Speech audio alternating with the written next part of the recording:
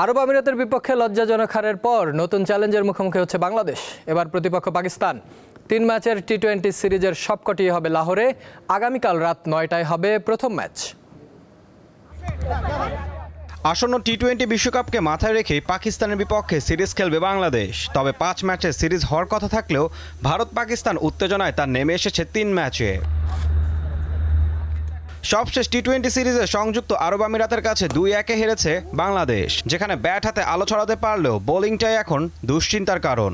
ইনজুরির কারণে ছিটকে গেছেন মুস্তাফিজ, তার জায়গায় ঢুকেছেন খালেদ আহমেদ। তবে পাকিস্তানে যাননি অন্যতম স্পিড স্টার নাহিদ রানা, তাই সাকিব, শরীফুল, হাসান মাহমুদদের উপরে থাকবে বাড়তি চাপ।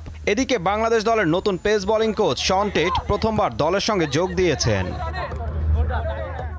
পিএসএল এ লাহোর কালান্দার্সের অলরাউন্ডার মেহেদী হাসান মিরাজ পাকিস্তানে আছেন। তার সঙ্গে রয়েছেন তরুণ লেগ স্পিনার রিশাদ হোসেনও, যাদের উপর থাকবে বাড়তি দায়িত্ব। এদিকে কোচিং প্যানেলে বড় রদবদল এনেছে পাকিস্তান।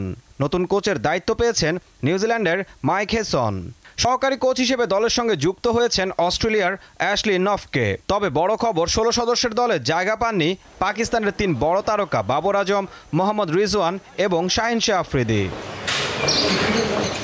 পাকিস্তানের বিপক্ষে এখন পর্যন্ত 19টি টি-20তে মুখোমুখি হয়েছে বাংলাদেশ, যেখানে মাত্র 3টি ছাড়া বাকি সবগুলোতে হেরেছে টাইগাররা।